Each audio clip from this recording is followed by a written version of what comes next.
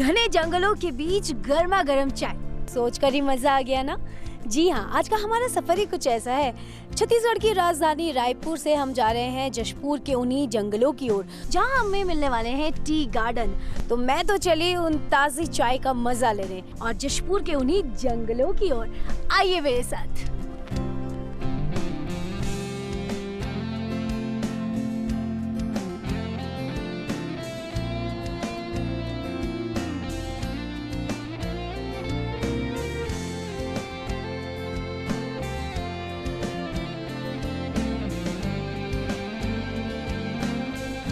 तो हम आ चुके हैं जशपुर के उस वन क्षेत्र में जहां छत्तीसगढ़ की आदिवासी महिलाएं एक अनोखा कार्य कर रही हैं और इस बात की पूरे छत्तीसगढ़ में चर्चा की जा रही है।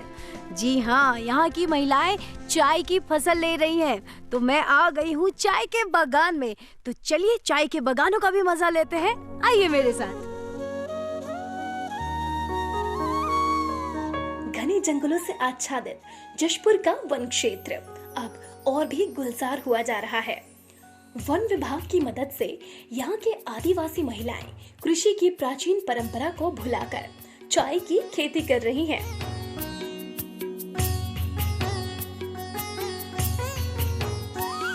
भारत में असम और दार्जिलिंग क्षेत्र में ही अब तक चाय की खेती ली जाती रही है।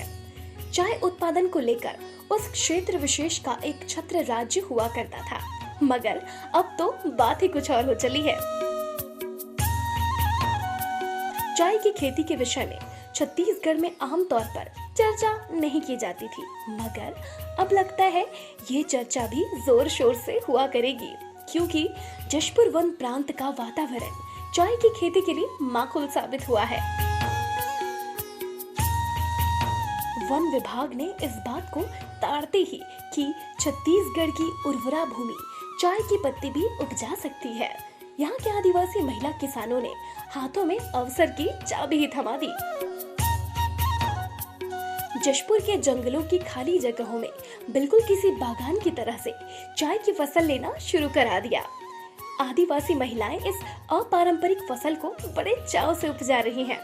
वन विभाग एवं जिला प्रशासन के इस अभिनव प्रयास से जशपुर के आदिवासी महिलाओं को सफलता भी मिल रही है और समृद्धि भी।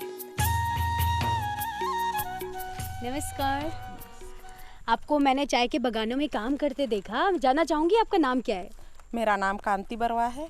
अच्छा, तो आप बताइए कि आपने चाय के बागानों में काम तो किया, तो उसकी ट्रेनिंग ली, सीखा, कैसे आपको सूझा कि जशपुर में खेती किसानी के काम तो होते रहेंगे लेकिन चाय पत्ती उगाकर भी आप कमा सकते हैं, इसकी फसल तैयार कर सकते हैं, ये आपको तरीका आइडिया कहाँ से आया? फॉरेस्ट विभाग से आए। हाँ। उन्हीं लोग हम लोगों को प्रेरणा दिए। हाँ। और अभी हम लोग काम कर रहे हैं। तो मधु जी बताइए कि चाय की खेती करना आपको सिखाया किसने, कहाँ से आपको इन खेती की ट्रेनिंग मिली?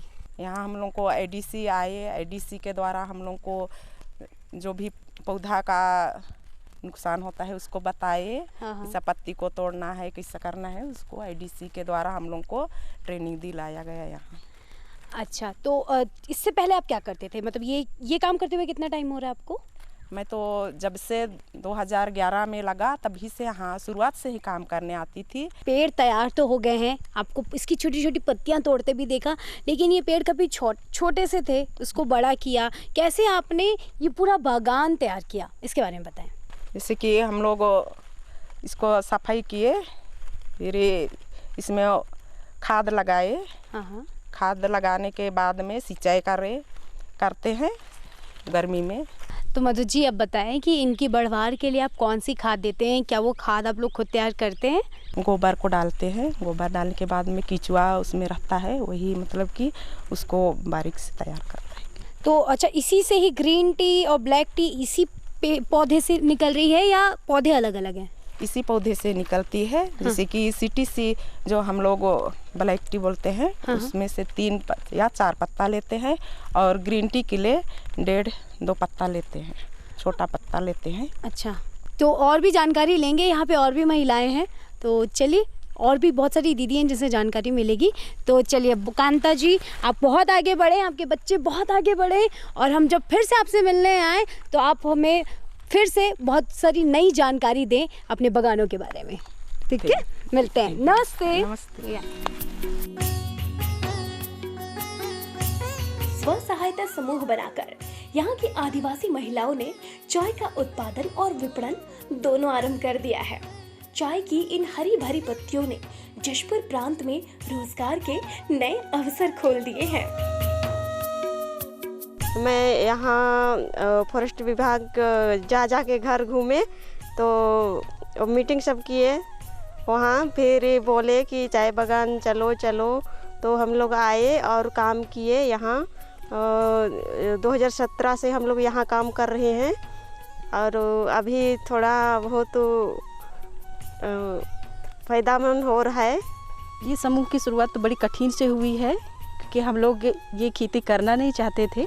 उसके बाद में जैसे कि मैं पहले आई, उसके बाद में धीरे धीरे मैंने बताया कि हाँ चाय की खेती से क्या फ़ायदा हो सकता है और हमें कैसे इनकम मिलेगी। उसके बाद में धीरे धीरे महिलाएं मेरा को देखते देखते काफ़ी महिलाएं इकट्ठे हो गई कि जो ज़मीन जो है ये हमारी 20 लोगों की है जो ज़मीन दिए गए, तो सारी महिलाएं जिसकी ज़मीन है उन लोग सब कोई आए। उसके बाद हमारे 20 लोगों की मतलब 2 समूह बन चुकी है और धीरे धीरे अभी हम लोग सारे 20 लोग इसमें काम करते हैं। चाय बागान में काम करती हूँ। मेरा घर परिवार भाई दीदी बहन बहुत गरीब थी मैं, पर मैं यहाँ चाय बागान में आके मेरा परिवार को गरीबी स्थिति से दूर कर दी। मोर ना गोरेती बड़ा है के मोह योदे सारोडी कर रहे कमाला है कोई दे चाय बागान में कामई के मैं ओदे अखन अमीर हो गेला। तरसीला बरवा चाय बागान में काम करने आती हूँ और जितना भी काम की और पैसा झोंक के मैं बड़ा सा बक्सा खरीदी और मेरा पति ठीक खुश हो गया, मैं भी खुश हूँ। मैं यहाँ पे चाय बागान में काम करने आती हूँ। मेरे बच्चे छोटे छोटे हैं, उन लोगों को मैं अभी चाय बागान में काम करके मैं बच्चों को पढ़ा लिखा रही हूँ। यहाँ का क्लाइमेट और जो ट्रेडिशनल एरिया है चाय बागान के लगभग बड़ा एक जैसा है। इसी को सबसे पहले पहचाना हमारे सोगड़ा आश्रम के परम पूज्य गुरु शंभोराम बाबा ने, और उनको लगा कि यहाँ भी चाय की खेती हो सकती है। झारखंड के हजारीबाग ज़िले में एक छोटा सा चाय बागान है, उनको देख के वो प्रेरित हुए और अपने आश्रम में करीब 1 एकड़ में उन्होंने सबसे पहले चाय बागान लगाना शुरू किया सन 2010 में।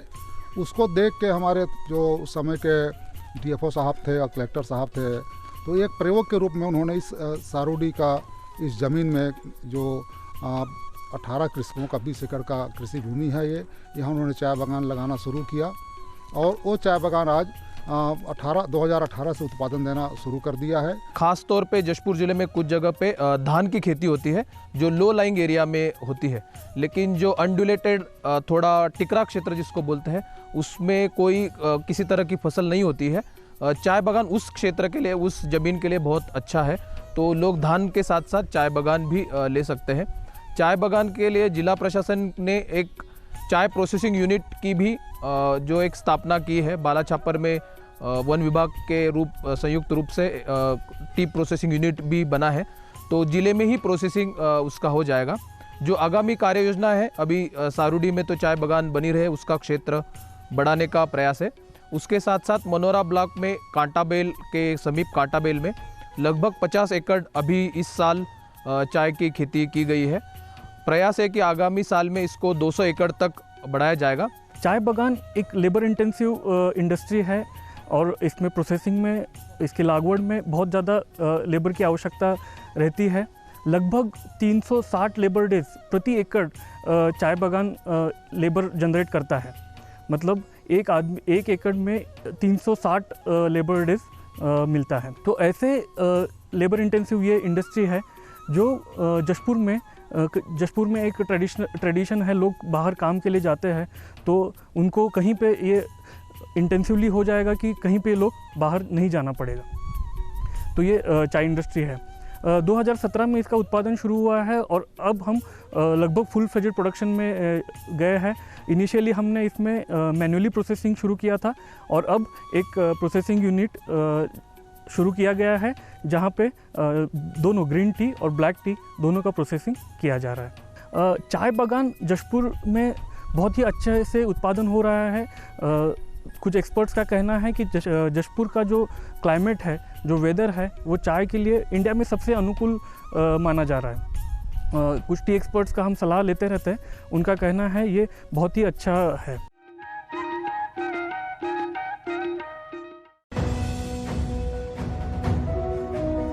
भारत सरकार का हर प्रयास किसानों को दे रहा है एक नई आस। देश के किसानों की खुशहाली और उन्हें आत्मनिर्भर बनाने के लिए भारत सरकार समर्पित है।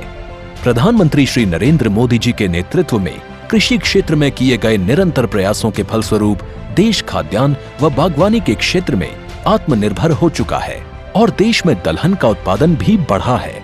इसी तरह भारत सरकार ने खाद्य तेलों के उत्पादन को बढ़ाने के भी अनेक प्रयास किए हैं। इसी क्रम को आगे बढ़ाते हुए माननीय प्रधानमंत्री श्री नरेंद्र मोदी जी के नेतृत्व में भारत सरकार ने दूरदर्शी निर्णय लेते हुए राष्ट्रीय खाद्य तेल मिशन ऑयल पाम की शुरुआत की है। इस मिशन से देश भर के किसानों को बहुत लाभ मिलेगा। कृषि के पूंजी निवेश में वृद्धि होगी, खाद्य तेल आयात पर देश की निर्भरता कम होगी और रोजगार के नए अवसर पैदा होंगे। खाने के तेल में आत्मनिर्भरता के लिए अब राष्ट्रीय खाद्य तेल मिशन ऑयल पाम का संकल्प लिया गया है। इससे किसानों को तो सीधा लाभ होगा ही, गरीब और मध्यम वर्ग के परिवारों को सस्ता और अच्छी क्वालिटी का तेल भी मिलेगा। यही नहीं, ये मिशन बड़े स्तर पर रोजगार का निर्माण करेगा। इस मिशन के अंतर्गत ऑयल पाम का रकबा और पैदावार बढ़ाने पर जोर देने के लिए सरकार ने 11,000 करोड़ रुपए से अधिक की सहायता राशि निर्धारित की है। मिशन के तहत सरकार ने ऑयल पाम की खेती के लिए रोपण आदि की सहायता में बढ़ोतरी करते हुए पहले मिलने वाले 12,000 रुपए प्रति हेक्टेयर को बढ़ाकर 29,000 रुपए प्रति हेक्टेयर तक कर दिया है। ऑयल पाम के पुराने बागों के पुनरुद्धार के लिए 250 रुपए प्रति पौधा के हिसाब से विशेष सहायता दी जा रही है। पौधारोपण सामग्री की कमी दूर करने और बीजों की पैदावार करने वाले बागों को भी सहायता दी जाएगी। इसके तहत 15 हेक्टेयर ऑयल पाम उद्यान के लिए 80 लाख रुपए तक की सहायता राशि दी जाएगी। इसके अलावा नर्सरी विकास के लिए 40 लाख रुपए तक तय किए गए हैं। पूर्वोत्तर और अंडमान राज्यों के लिए विशेष सहायता का भी प्रावधान है। ऑयल पाम के किसान ताजे फलों के गुच्छे यानी FFB का उत्पादन करते हैं, जिनकी वर्तमान में कीमतें अंतर्राष्ट्रीय मूल्यों में उतार चढ़ाव के आधार पर तय होती हैं। पहली बार केंद्र सरकार ताजे फलों के गुच्छे की कीमत के लिए किसानों को आश्वासन दे रही है। ये व्यवहार्यता मूल्य यानी VP कहलाएगा, यानी किसानों को कोई घाटा नहीं होने दिया जाएगा। व्यवहार्यता मूल्य VP तय करने की शुरुआत 1 नवंबर से होगी और अगले वर्ष 31 अक्टूबर तक जारी रहेगी। इसे ऑयल पाम वर्ष कहा जाएगा। इस योजना के तहत वर्ष 2025-26 तक ऑयल पाम का रकबा 6.5 लाख हेक्टेयर सृजित करने और कच्चे ऑयल पाम की पैदावार वर्ष 2025-26 तक 11.20 लाख टन पहुंचाने का लक्ष्य निर्धारित किया गया है। सरकार के इस महत्वपूर्ण निर्णय से देश में ऑयल पाम की खेती करने वाले किसानों में विश्वास पैदा होगा और वे खेती का रकबा बढ़ाएंगे। इस तरह पाम ऑयल का उत्पादन भी बढ़ेगा, जिससे किसानों की आय बढ़ेगी और ग्रामीण अर्थव्यवस्था भी सुदृढ़ होगी।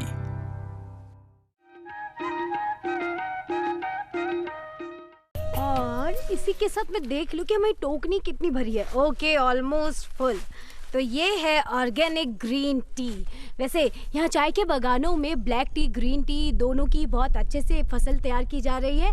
सिर्फ छत्तीसगढ़ ही नहीं बल्कि पूरे इंडिया और फॉरेन में भी यहाँ की चाय पत्ती भेजी जा रही है। तो यहाँ की यात्रा में सिर्फ चाय के बागान ही नहीं बल्कि बहुत कुछ और है जो हम आपको दिखाने वाले हैं। आइए मेरे साथ।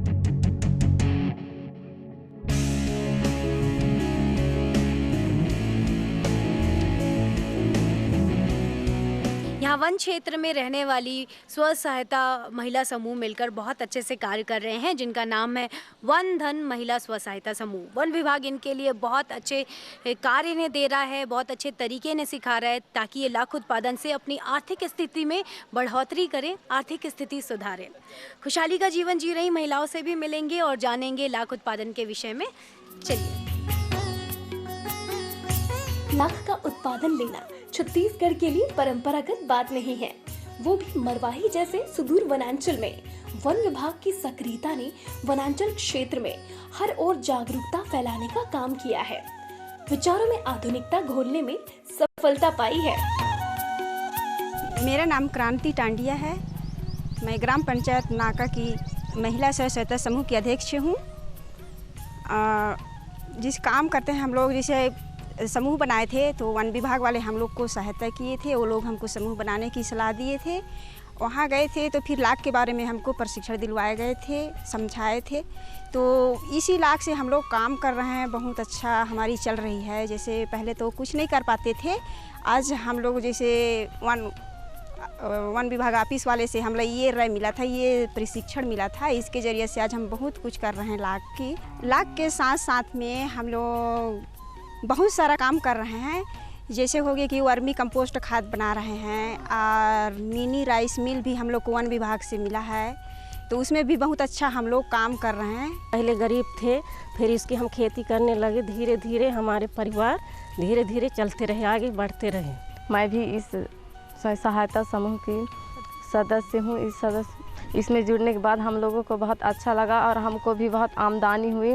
जैसे कि पहले हम लोगों के पास कुछ नहीं था, ना ही हम इसके बारे में जानते थे। फिर उसके बाद में हमको सारे लोगों से सहायता मिली, सलाह मिली। उसके बाद में हम लाख को इकट्ठा करना चालू किए और इकट्ठा करके हम लोग वन विभाग वाले में बेचना चालू किए। तब से हम लोगों का परिवार खुश चल रहा है। अब हम इस समूह में जुड़ने से हमें बहुत कुछ मालूम हो गया है कि जैसे हम पहले की स्थिति में बहुत गरीब थे, लेकिन अब हम आगे चलकर ऐसे कुछ करेंगे और करते हैं कि पुराने समय के जो पेड़ हैं उनमें लाख का उत्पादन किया जाता है और लाख को काट कर उसे घर लाकर उसे हंसिया से छीलकर फट्टेदारों के पास बेचा जाता है, जिसे वो वन विभाग के पास बेचते हैं। वहाँ लाख का चूड़ी बनाया जाता है और इस समूह में हमें चूड़ी का प्रशिक्षण करने का भी मौका दिया गया है, जिसमें हम चूड़ी बनाने का कार्य भी सीखे हैं। लाख की खेती करने वाली ये आदिवासी महिलाएं स्व सहायता समूह बनाकर इस काम से जुटी हुई हैं और समृद्धि के सोपान दर सोपान तय कर रही हैं। बेर और पलास के रंग भरे वृक्षों में लाख की खेती समृद्धि के साथ ही साथ अनुभूत आनंद दे रही है। सबसे पहले लाख उत्पादन करने के लिए ग्रामीणों को लाख का बीज दिया जाता है, जिसको पलास के पेड़ पर बांध दिया जाता है। बांधने के बाद इसमें जो लाख होता है वो पूरे पलास के पेड़ हो या बेर के पेड़ हो, उसमें पूरे फैल जाता है। इसको फिर सीजन आता है तो उसको काट कर ग्रामीण घर लाते हैं, फिर उसको हंसिए से या कटर से छील कर उसको कलेक्ट करते हैं। कलेक्ट करने के बाद वन विभाग के पास इन लोग विक्रय कर देते हैं, जिससे वन विभाग इनको उनकी जितनी पर्याप्त उनकी राशि है उसको उनको ग्रामीणों को दिया जाता है। ये क्षेत्र पिछड़ी हुई क्षेत्र है। हमारा विभाग इस पिछड़ी हुई क्षेत्र को की महिलाओं को आगे बढ़ाने के लिए लाख के साथ साथ वर्मी कंपोस्ट तैयार करना, लाख से चूड़ी निर्माण करना, सीजन पर सीताफल खरीदी करना, फिर सीजन पर जामुन खरीदी करना का प्रशिक्षण दिया जा रहा है, जिससे महिलाएं द्वारा संग्रहण कर व्यापारियों को दिया जाता है, जिससे इनको बहुत ही मात्रा में आय हो रहा है और महिलाएं बहुत ही खुश हैं। लाख उत्पादन करने वाली आदिवासी ये महिलाएं महिला सुलभ काम से जुड़कर निर्बाध गति से आगे बढ़ रही हैं। जहां लाख है तो वहां श्रृंगार भी होगा। महिला श्रृंगार में अपनी महती भूमिका निभाने वाली चूड़ियों का तो यहाँ कहना ही क्या। वन विभाग में हम लोग जुड़े हैं और चूड़ी बनाने का काम कर रहे हैं और चूड़ी बनाने में अच्छा भी लगता है और हमारे घर में सब कोई खुश हैं। और मेरे को पता चला कि यहाँ लाख की चूड़ियाँ बनती है, तो मैं भी सोची कि चूड़ियाँ बनती हैं, हम पहनते हैं, कैसे बनता है, कैसे क्या होता है करके। तो यहाँ आई मैं देखने के लिए। तो यहाँ मैं 10 दिन का ट्रेनिंग ली पहले, फिर दूसरे चरण में फिर 15 दिन का ट्रेनिंग मिला। सर बाहर से आए थे बालाघाट से सिखाने के लिए, तो मैं सीख गई। सीखने के बाद मैं यानी इतना बना लेती हूँ कि 400-500 रोज़ कमा लेती हूँ और अब इस सक्सेस तक पहुँच चुकी हूँ कि अब मैं सामने वाले को भी ट्रेनिंग दे रही हूँ। चूड़ी बनाकर आगू तवा साफ करा था, साफ करे के बाद फिर कोयले दगावा था, कोयले दगाए के फिर गरम करा था गाभा, गाभा गरम करके बाद फिर ओका हत्था से ओका पिघलावा था, पिघला के फिर लमा के फिर बनावा था मोड़ के, फिर ओमा रिंग डाला था, फिर रिंग डाल के तब वहाँ वह करा था टाइम मारा था, टाइप मारे के मार या स्टोन डाला था, फिर फ्रीसिंग मारा था, फ्रीसिंग मारे के बाद फिर ओका बढ़िया बना के रखा था। मुझे कुछ आमदनी हो करके मैं इस चूड़ी बनाने के लिए यहाँ दानी कुंडी में आती हूँ और मुझे यहाँ आने के बाद में बहुत अच्छा लगता है। और जब मैं घर में थी तब कहीं नहीं जाती, आती रही, जब यहाँ इधर आ जाती हूँ तब वो कुछ मन को वो लगता है और फिर अच्छा लगता है। बघारा से चूड़ी बनाने आए हैं, सीखने के लिए आए हैं। कुछ भी सीख जाएं तो आगे हमारे परिवार सुरक्षित, हमारे परिवार को हम खुश रख सकें। हम लोग के घर में बोलते हैं कि जा रहे हो चूड़ी बना रहे हो, सबको खुशी हो रहा है कि चूड़ी बना रहे हो, इतना मेहनत कर रहे हो।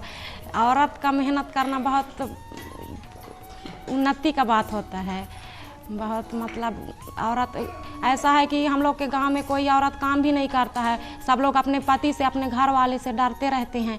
लेकिन हम लोग को आज इतना मौका मिला है कि हम लोग दूसरे से भी बात कर सकते हैं और अपने खुद का भी निर्भर हो रहे हैं।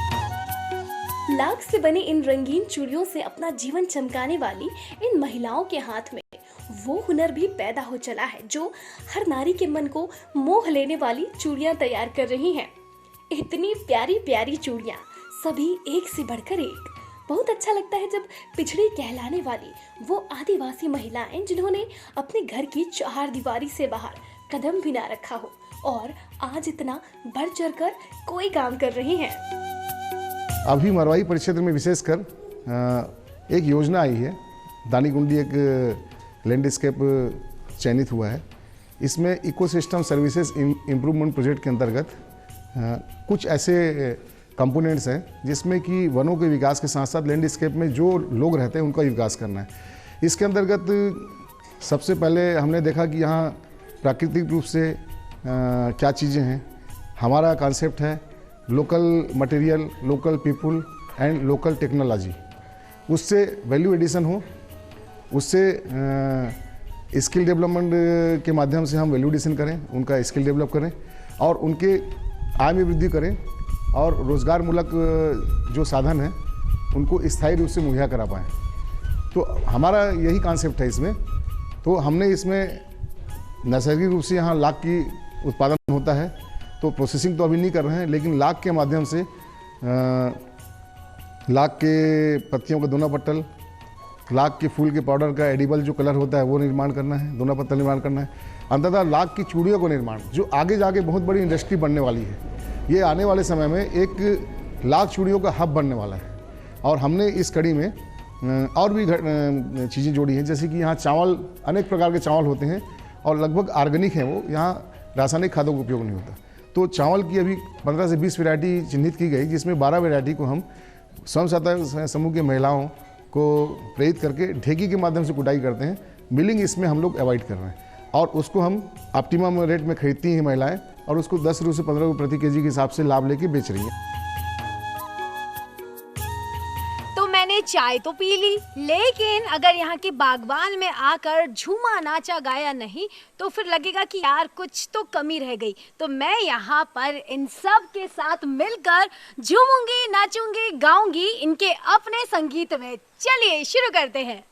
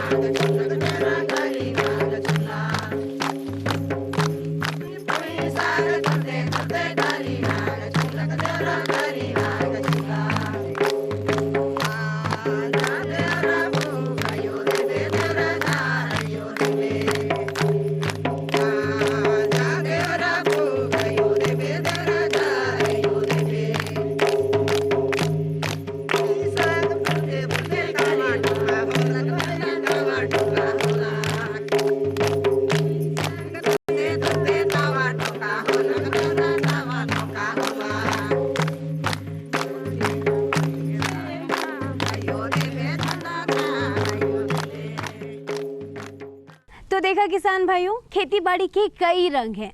अगर हम जमीन से जुड़े रहें तो जमीन हमारे लिए समृद्धि उगलती है। हर सफर की तरह आपका साथ भी हुई हमारे साथ बना रहे। तब तक के लिए हमें दीजिए इजाजत। नमस्कार।